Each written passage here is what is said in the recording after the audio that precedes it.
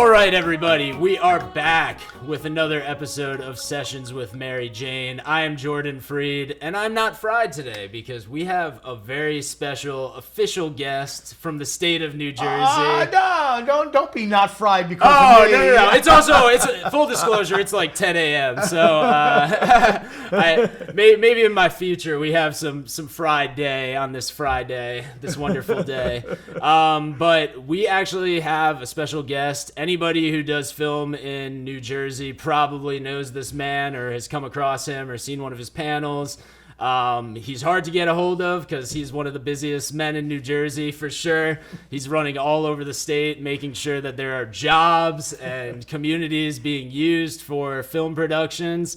And he is the senior advisor for the New Jersey Motion Picture Commission in New Jersey. You're close. Motion Picture and Television Commission. It's a big title. Motion Picture and Television Commission. Give it up for David Schoner. Oh, thank you. For gracing us on Sessions with Mary Jane. Thank you.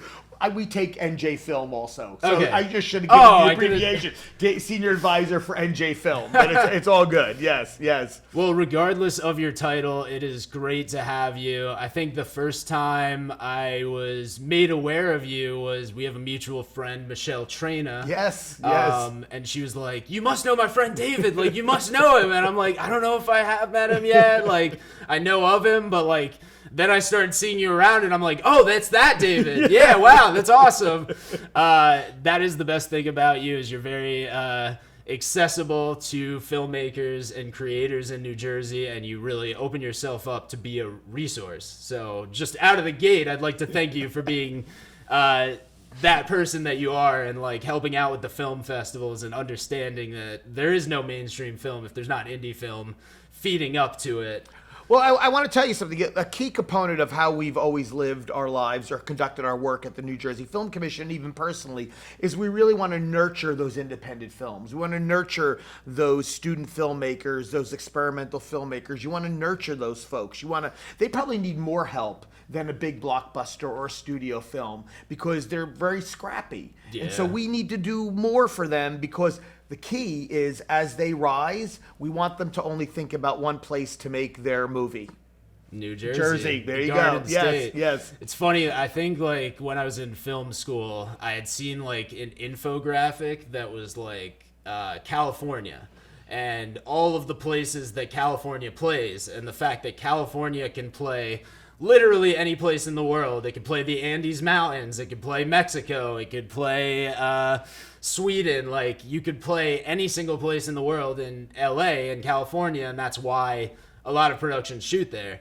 But from your experience, New Jersey could play almost anything, right? Well, California could play anything, but it'll take you 90 minutes just to go 4 blocks. Yeah. Okay? So in New Jersey, you can go 90 minutes and you can get the ocean or the mountains. You can get urban, suburban, whatever you want. And so that's really the key. I think we kind of stole it from Maryland a little bit. I want to say we're America in miniature because literally you can. If you're looking for farmland or you want an urban environment, we can make it happen. And it's one of the keys to our compactness, that we're so compact and so tight that you can get all those looks in a very short period of time and in 90 minutes. Oh, yeah. It's beautiful. I grew up an hour upstate in Warwick, where that's like on the border of New York and New Jersey.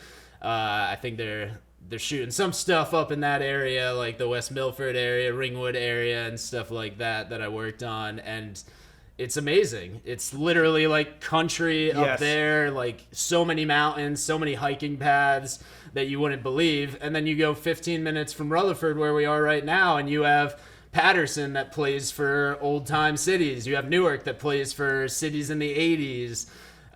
So it's super cool to have all of these things going on. When you talk about that, it's interesting because Stillwater in Sussex County played Virginia in the Bob Dylan biopic Unknown, right? So that was Virginia, and yet they went to Hoboken in Jersey City and played the West Village. Yeah. So look at that time frame, and so that's the diversity of what we offer, and it's a big component of it. Oh yeah, for sure. How did you get connected into film?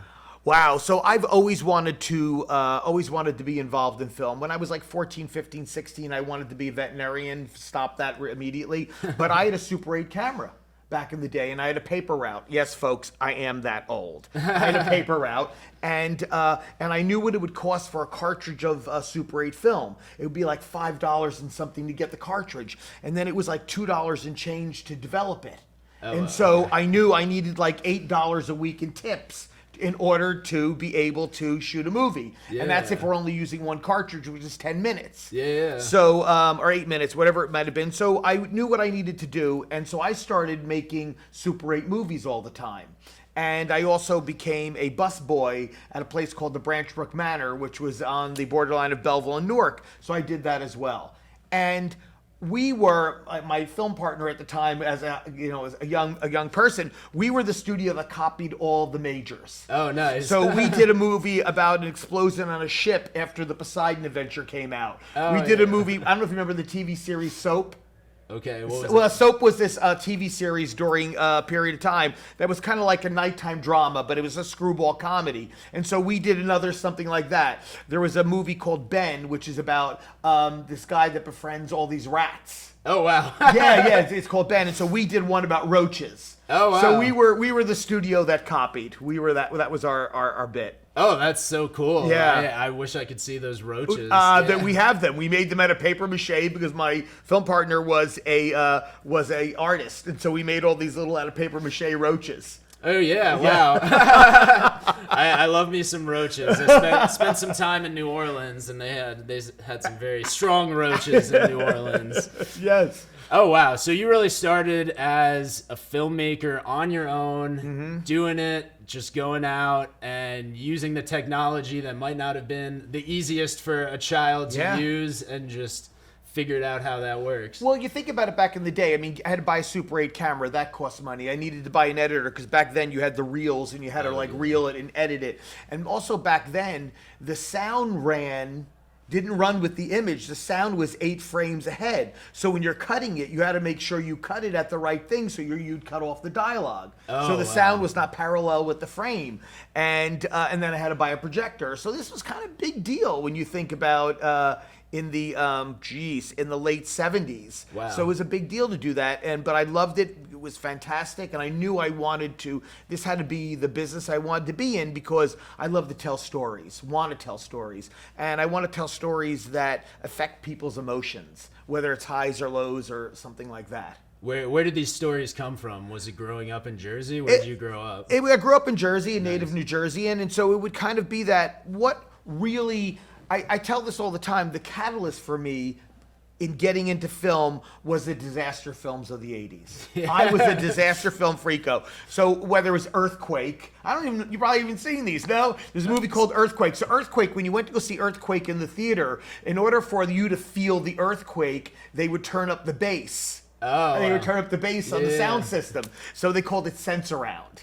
All they do is turn up the bass. Yeah. So it was Earthquake. There was a movie called The Poseidon Adventure, the original one. And then there was a movie called The Towering Inferno about these people that are trapped in a building that's burning. And so those are like that. Those are like the catalyst for me of really what solidified where I wanted to be.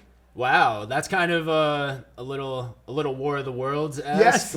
Yes. Just kind of being in small towns and being like, where's the excitement here? Why don't we have excitement? And back then, the great thing about today with young people and wanting to do stuff, even what you're doing, anyone's doing, is technology is your friend now. Yeah. You totally can do that. There's no reason, if you have a great story, there's no reason to make your story. There's no reason not to do it because you have the technology to do it. Back then, it was a little more complicated. I had to get all the stuff. You had to get it developed. I had to wait to get it developed. It comes back. So there was a little bit of more of a process. But now I tell young people all the time, you just have to tell your story and just do it. Yeah, and I think also just with the accessibility of films, like even before Netflix, it was getting to the point where the library that in my town had DVDs that it was like I was working at the library and I was just taking out these weird art house movies that would come in on the new shelf. Like I just watched The Paperboy, like the Lee Daniels movie. Yes. And it's just like that came out when I was in high school and it came into the library and I was like, oh,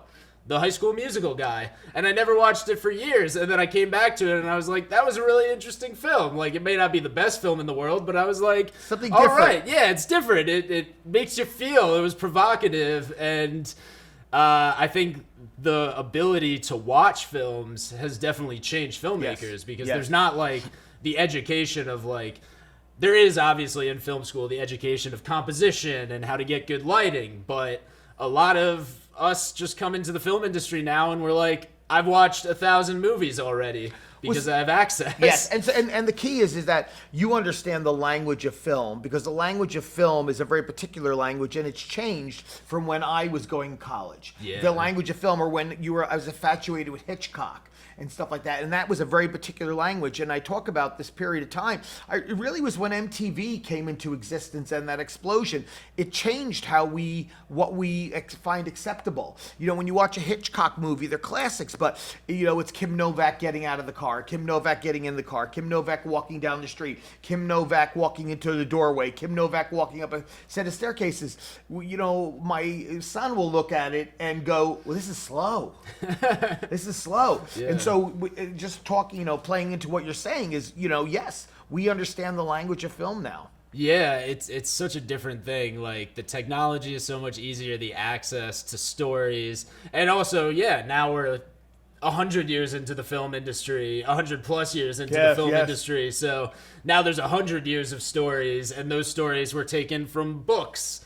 And you're getting 500 to thousands of years of books that had been brought into that. So even the awareness of story and the need for different stories, even though every story's been done before, and how do you find a new twist on something that's already been made? I feel like that's the most interesting thing right now, is like, how do you find the interesting things that haven't been made, and how do you put a twist on something that's already been made? I think the brilliance of, if you're an independent filmmaker doing something like that, it's how do you do that? I think you hit a really good point. And I talk about it. Horror is not my cup of tea on any level. It's just not me. Yeah. But when they came out with the Saw franchise, right, very early, the first couple of Saw movies, they figured out how to reinvent horror in a little bit of a different way that we haven't actually seen, right? Yeah. And that's what the attraction was. And even when you watch a movie called Smile, which did film in New Jersey, they gave it a little bit of a difference. You know, it's something we haven't exactly seen before. And Smile's a great film. Yeah, really well done. Yeah. I was very happy with Smile, and seeing my homies in the background, I'm like, all right, I saw this was shot here. Let's go. Yeah. So it's really changed, and I think that's the key, is that you just have to have a great story. Everything starts with the story. Obviously, you have to be able to hear it, and it has to look good, but if you've got that story, you can reinvent horror, comedy. That's what I love about what you do so much with comedy, is I don't think we have enough comedy. I don't think they do enough comedy, because comedy's hard. Definitely. Comedy's hard. I think horror is hard, but nowhere near comedy is much, much harder to do. And it works or doesn't work. And I think that is one of the things that I really admire. And I tell independent filmmakers, if you can do horror a little differently, and if you can nail comedy at the Garden State Film Festival, we don't get a lot of comedy. You get comedy. Everyone does horror or does drama. So, but you know, where's all the comedies? Folks, where's the comedies? It's tough for sure to get good comedies, just because the way that the studio system works now, at least, like, there's a lot of hands getting in the pot, and it's like a lot of comedy is very subjective. So it could either work for better or for worse. Like, correct. You see, like, some of the greatest writing teams on TV shows and movies are a group of writers, and you have like a consensus from 7 to 10 people. And like that has brought about some of the best comedies. Like that's probably how The Office was created. That's probably how most comedies we know. Seinfeld was created. Like whatever your favorite comedy is. But I do feel like there is this shift to, okay, can we keep the writer's room a little bit smaller? Can we see how we can make it fewer people? And it's got to be our guy, because like we have a deal with him that like he's going to be making this. And yeah, I think sometimes you get away from the authenticity that's found in the clubs and the authenticity that's found on stage from doing sketch comedy and being somebody who, well, I guess used to be making like YouTube videos, or even before that, just doing performance art and going up on stage. It's interesting because we talk about film, and we talk about comedy and stuff like this. To me, it's all a catalyst in creation, right? In creating film and stuff like that. And one of the things that Michelle does, and you guys do it, I like comedy because there is a rawness to it. Not that I don't mean rawness in necessarily an offensive way per se, but you're bringing your perspective to it, and we're getting a different level of comedy that we may have not heard before, or a different perspective of it. And I think that's where the creativity really steps into it. I really do. Yeah, and I think that's kind of where the comedy shift happened, was like there was the 90s and early 2000s era where people understood how to become comedians. They understood how to get on TV. It's like, you do these 5 things. You go to college, you write, then you go to UCB and you get over there, and then you get onto this track. And then I think as like the training might have gotten a little bit more expensive, it became, oh, the people who could afford this can do this. The majority of the people who could afford this might be white or men in the industry. And then you get men and white men making jokes about all types of people, because it's like, well, they're the only people qualified. Right. They're the only people we allowed into this kind of sector. So now I feel like we're seeing it with Rami, who is a Rutherford native, Rami Youssef, and it's like he made an amazing, hilarious comedy show that is about him being Muslim American. It's about him being from New Jersey. It's about his relationship with his family. It's about his relationship with his best friends. And it's like, that is authenticity. That's how you make a good comedy. It has to be true to something. It can't be so much of this, like, obviously you can make a high concept comedy where you're coming out there and you're like, I'm going to make jokes about this thing because they told me the dog is talking, and I'm going to make all these jokes about the dog talking. And I obviously don't have a talking dog, but I'm going to make jokes about it. It's interesting. One of the things that's one of the things I love about streaming, though, I will tell you, is that I'm a big theater component. I'm all about going to the theater, having that shared experience. I think having a shared experience, watching a movie, or whether it's there's something about that shared experience. But one of the things that I do love about streaming is that I have the ability to see comics performing live that I normally might not ever see. Such a huge, diverse group of people. They're hitting all different types of sectors. And they may be doing comedy that it's not necessarily something I would have went to, but I'm like, oh no, this is actually pretty good. It's something different. It's off a beaten path that I wouldn't have gone down. For sure, yeah. Like, my girlfriend rarely ever comes to my comedy shows, but I'll see her and she's like scrolling through Instagram and she's watching people I've performed with, and I'm like, oh, you like that guy? It's like, you should have come to the show that he was on with me. It's cool. How do you feel like New Jersey has made it more accessible for people to come into the industry? And like, what are the training type situations that you have in New Jersey that kind of gets people from all over and gets these voices? Because like, I'm pretty sure somebody like Rami, like, I think he went out to LA at some point, like when he was on his Netflix or Nickelodeon show, but he went to Rutgers. Like, he was around Newark, he was around here the entire time, so like he had to learn it from somewhere. And like, I guess he was doing a lot of stuff in his backyard and around town and just making short films and stuff like that and sketches. But like, what is the pathway for somebody right now if they're trying to get in? I think the biggest thing that we have right now with our film and TV tax incentive is this giving opportunity, right? And so a lot of times everyone will comment that it's about this bigger productions, but no, it's about all that layered stuff. Because even if it's a bigger production that's in the state, they're creating jobs and they're creating opportunities, and they're bringing more people into the state, whether it's creatives. So it's about just having opportunities and depending on where you want to go. And I think that is a key catalyst. And it's a very interesting thing. So when a reality TV exploded, remember that period of time, Jersey Shore, Jerseylicious, all that kind of stuff. When that exploded, I remember we asked several studio execs, why New Jersey? Why were they picking people from New Jersey to follow around and do the shows? And their response was very genuine. It wasn't being disrespectful or anything. It was like, real people are from Jersey. So they were tapping into something that very distinctive that maybe other states don't have in a way. And that's a pretty big component of it, and it's paramount for us. We're all about how do we create opportunities and how do we create jobs, and there's layers to it, so that if you're working at something, there's going to be opportunities. And the more film production that comes in the state, the more we place in that top 5, top 4 of production hubs, it creates more opportunities for people to be in this business. There may be stuff that you want to go into that's different, but those are one of the goals. And I think as in the next 5 years, I think if we can get writers' rooms here in the state for content, I think that'll open it up more. Granted, you have to work your way up. For sure. Perhaps Netflix will have a couple of office spaces down in Fort Monmouth. Yeah, Netflix. And hopefully they have room for a couple of writers' rooms. I think they will, because you know what's going to happen is that when you're a production hub, you've got productions and people basing themselves out here, right? For a long time, the state on the West Coast, was a production hub, and it still is a production hub in a big way.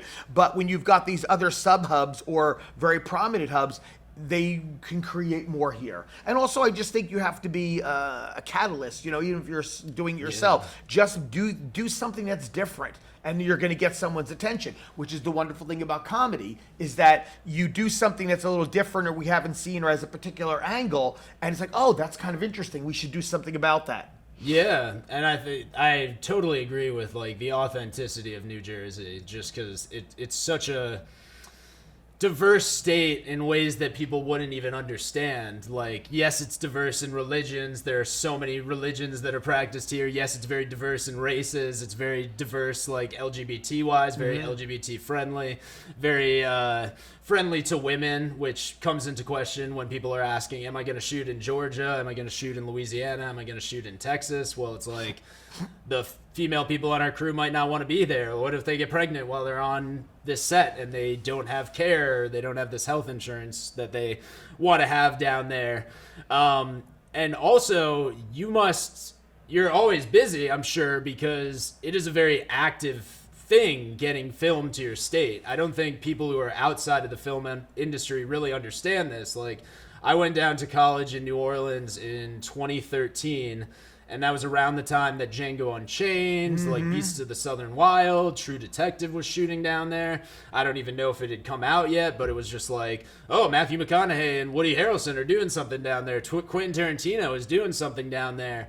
And I went there, and it almost completely zapped up and went to Georgia because they just offered better tax credits immediately.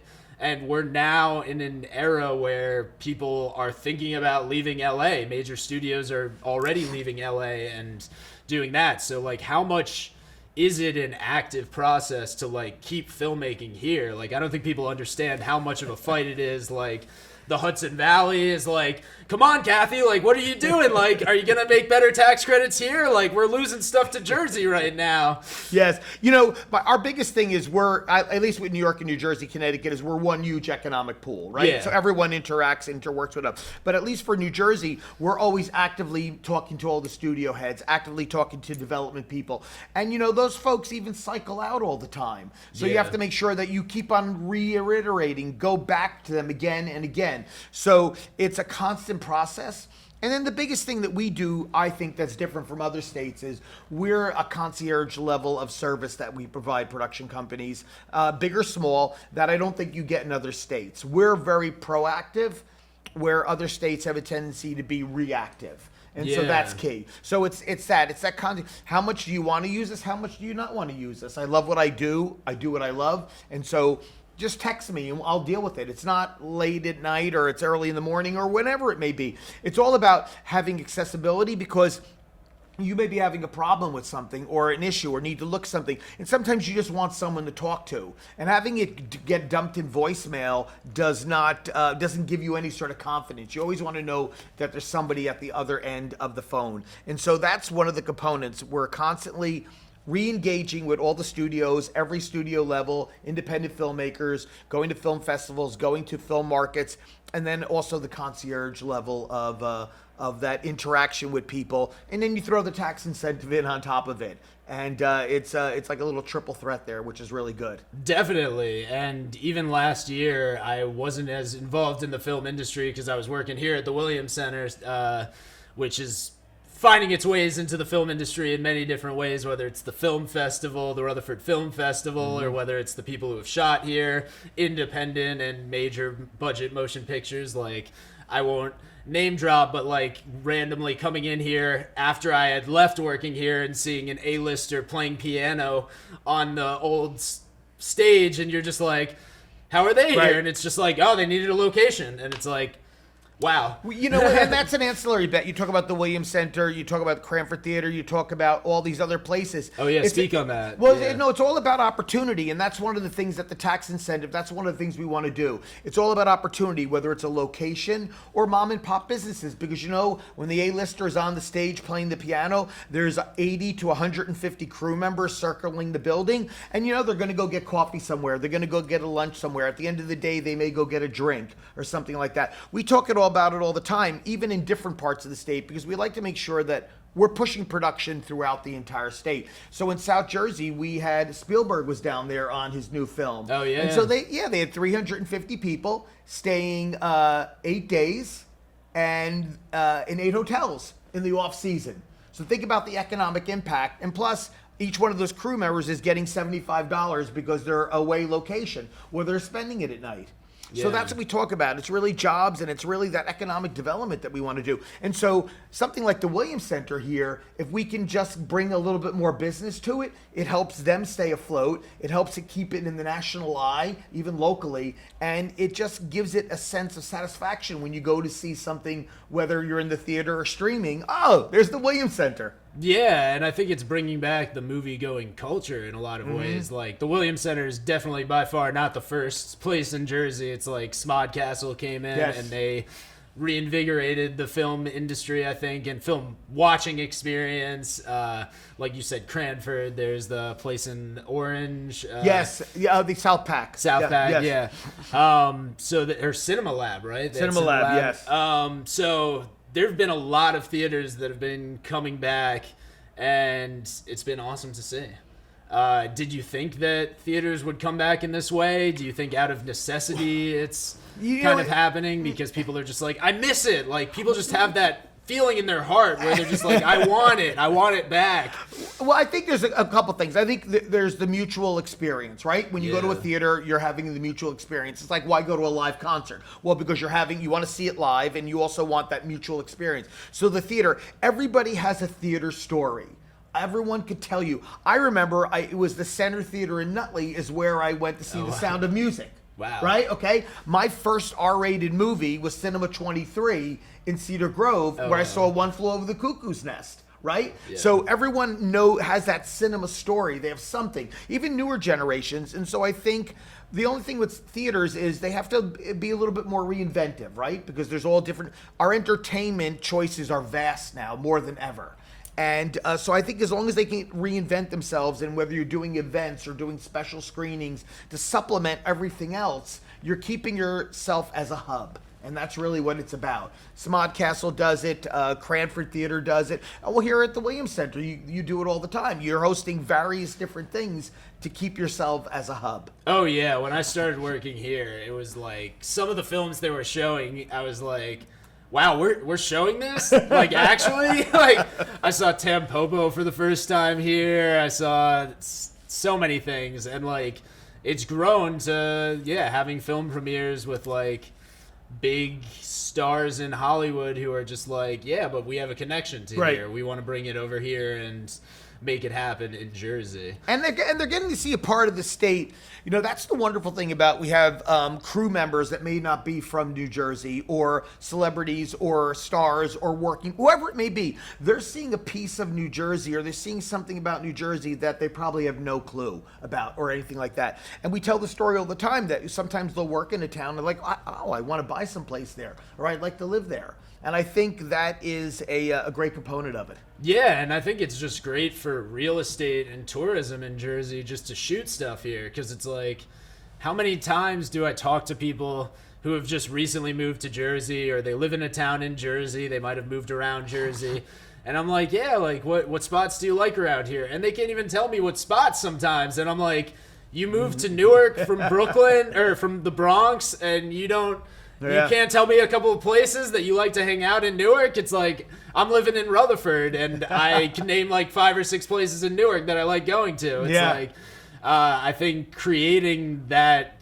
culture, it makes people want to live here, and it shows people, oh, this was featured on this. Like, I know reality TV benefits a lot from that. Yes, I'm it sure does. When they're shooting Housewives and they go to a restaurant, then all of a sudden that restaurant probably gets a little bump for a month or two once people are seeing it fresh, and they're like, what? They go to that restaurant? I've never tried that restaurant. How do I not know? What am I missing? Well, it's interesting. You know, we talk about this. We had a Gabriel Union movie that filmed filmed in Newark, and what happened was she went and bought something on one of the streets and stuff like that, and she started popping it up on her Instagram feed, and that place sold out. Oh, wow. Everybody went and bought, So there is all those little ancillary benefits, and even if it's a bump up, at least it's a bump up that raises the level of what's going on. But it's also, the bigger picture is creating that consistency, right? That long-term sustainability. We want this to be a very long-term effect, and not something that's a gold rush. We want it to be sustainable. And it really does seem like y'all are creating that culture in the state. Like, I have lots of props for you guys, because, like, whether it's like NJ Pack having free filmmakers meetups, whether it's like Kevin McLaughlin's Northern New Jersey film people, it's like something is trickling down where there is this effort, there is this welcoming, there is this wanting to help people. It's like a project that I'm working on next year. It's like, it's somebody I met at the Garden State Film Festival. It's somebody I met at the Northern New Jersey Film Meetup. And people are like, how do you have somebody buying a script? And it's like, because you have to go out into the world and meet people and find people that are the opposite end of the transaction and want what you have. Like, you can't, even with comedy, we get very insular, and it's like some comics I know only hang out with comics. They go to open mics 5 or 6 nights a week, so they don't have a lot of connections outside of that. But it's like, outside of comedians booking you on shows,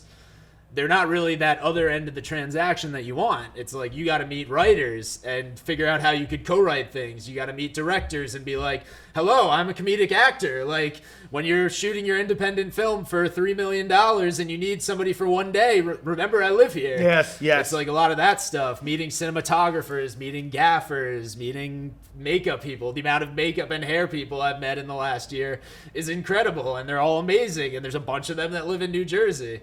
So I do think from the top to bottom, people are invigorated, people are on board with it. The towns that are film ready are obviously very on board with it, because they've done a lot of work to get themselves there.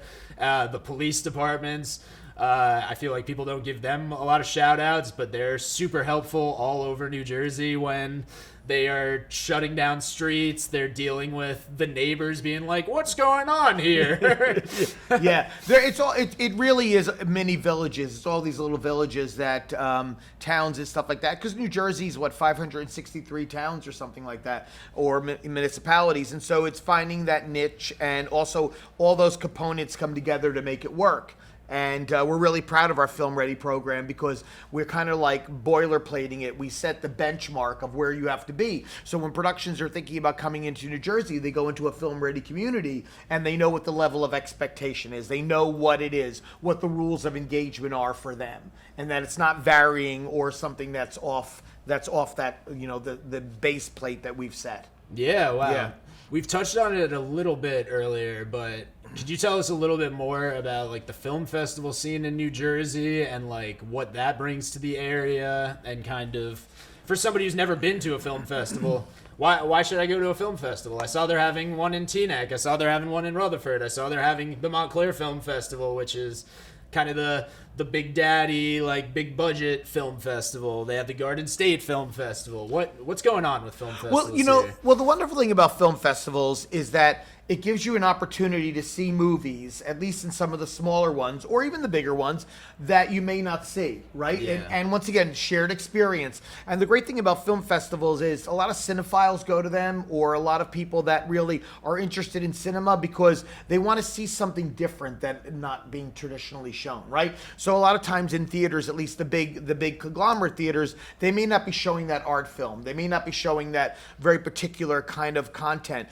And what film festivals festivals give you is the ability to see stuff that you may not traditionally see. Short films, right? There's short films all the time at film festivals, and you're seeing something that's creative, something that's a little bit outside the box. And that's what it is. I like it because you talked about it with Garden State. You met people there. It gave you the environment. There's a mutual sharing, a mutual dialogue going on. And even if you're someone who just likes to watch movies, you can talk to the filmmaker because most of the time the filmmakers go to it. So if you're seeing something, you get to hear the filmmaker talk about it and what their process was. And that's really kind of interesting. It takes it to the next level than just watching something. Oh, yeah. It's like insane the access that you get at film festivals. I don't think people realize it. Like, obviously people who go to them realize it, but your ability to literally be talking to somebody who stars in the film that you're about to see and talking to them before you even see the film, and you're just like, we're just guys, we're just talking, like, what brings you here, how are you doing, like, oh wow, that's crazy, you're coming from Georgia, or you're coming from here, like, what brings you to New Jersey out of all places in the world? You want to bring your art to New Jersey? You think we're discerning and we would find it interesting? That's great. Like, I want to live in a place where people are interested in the arts and like, value this type of stuff. And really take a high priority on the arts. And that's one wonderful thing about New Jersey. We take a high priority of arts and also all different layers of arts. I know we're mostly talking about film and all that kind of stuff, but it's all the levels in Jersey. We have all that level of art going on here. And it's a little bit of everything for a little bit of everyone. Yeah. And depending what you do. And film festivals, depending on the tonality of the film festival, you can go to a film festival that maybe gears a little bit more towards what your interest would be. Something a little bit more independent minded, something a little bit more mainstream commercial, something that's a little bit more horror, or something that feels a little bit more indie. I want to see something that is not going to be out there for a while. That's what I love about it. Have you? This is an interesting question that just came to my mind. Not meant to be a gotcha question. Yeah. Have you interacted at all with NJ Transit? Because, like, New Jersey is a very spread out state, and there are ample ways to travel around New Jersey. I would say the biggest detriment to New Jersey Transit is just the trains oftentimes stop in the middle of the night, which can be tough for, like, film productions sometimes.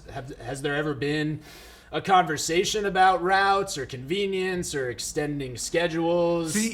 So that's such a bigger question, but I think Sure. the massive thing with New Jersey Transit is they're a massive train system, massive railroad system, and some of the challenges they have are all probably budgetary more than anything else. But I know, like, the Garden State Film Festival teamed up with New Jersey Transit when they were down in Asbury Park to be able to shuttle people around. Oh, that's great. And I think, and also, while we do have a train system, we're very much a car culture here, For sure. unlike Europe or unlike other countries, which are really, their train systems, their public transit systems are pretty well established, and it was the mode of transportation. But we work with New Jersey Transit all the time, and I think that you just have to create opportunities. We do a lot of events over at the Meadowlands, and there actually is a train. When there's something going on at the Meadowlands, the trains run over there. So it's a lot of challenges, but it's just another path, whether using the path or stuff like that. How is that to kind of find these places? Because you've been in locations for a long time as well, right? Yeah. So that was kind of one of your first passions. The Brendan Byrne Arena and Continental Airlines Izod Center, whatever. Now it's the Meadowlands Arena. Now it's the Meadowlands Arena. That was just the Meadowlands Arena, yes. The Meadowlands Arena.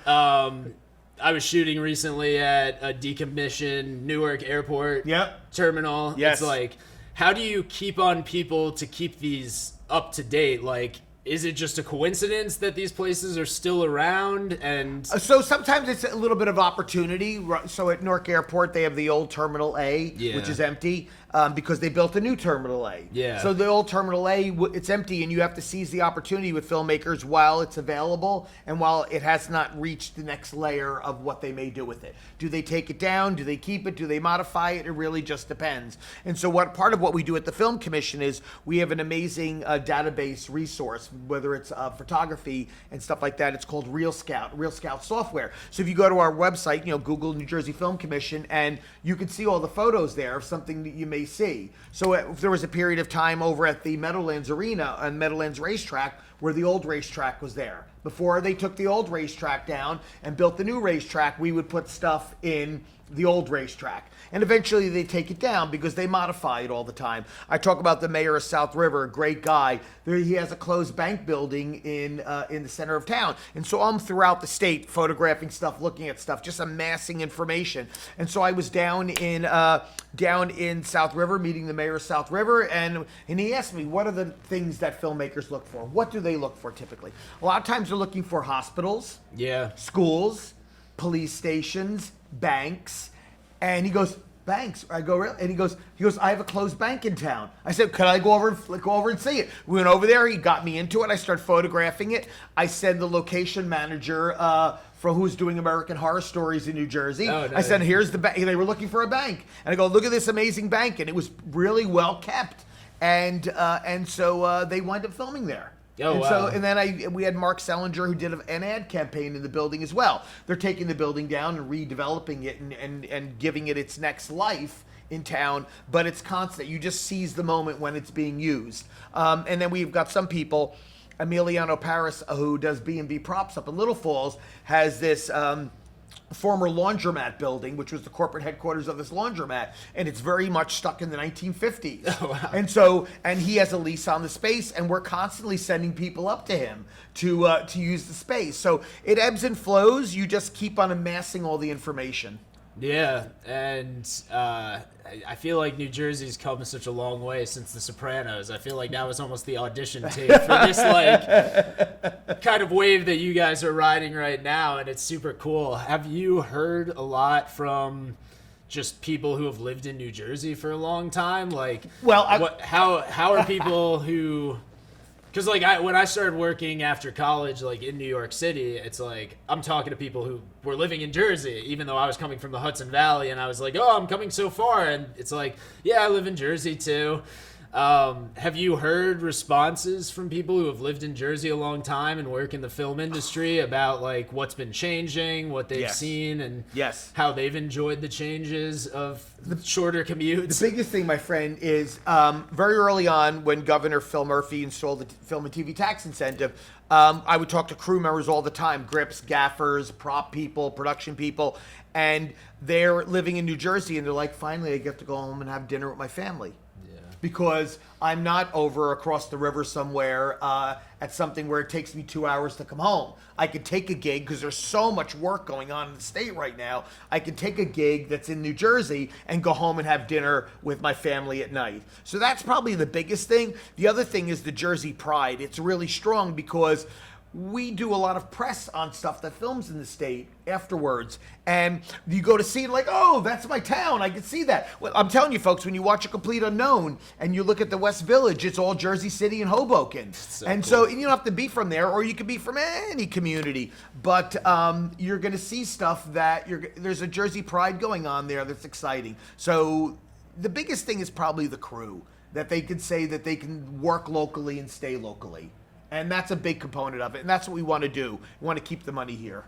That's amazing. Yeah. And there's definitely some films coming out soon that were very heavily shot in Jersey. Like Marty Supreme's coming up soon. Yes. We got the Bruce Springsteen biopic. Very much so. Which that would have been sacrament if they didn't shoot the Bruce Springsteen biopic in Jersey. There was talk about at one point, not from us, from on a production side, about that they were thinking about going to another city outside of New Jersey, and the rumor has it that Bruce was like, well, why are you making the movie? If you're not moving to New Jersey, why make the movie? Wow! So the boss stepped in. Yes, and so there's, like I said, a lot of Jersey pride going on here, and we're excited about that movie because it looks fantastic. Jeremy Allen White looks amazing in the role. Oh yeah, totally absorbing him, and there's all layers to stuff. So whether it's in the theater or on the streaming, it's going to be exciting. We're really thrilled about the upcoming stuff. Yeah, and I've always felt this way with background.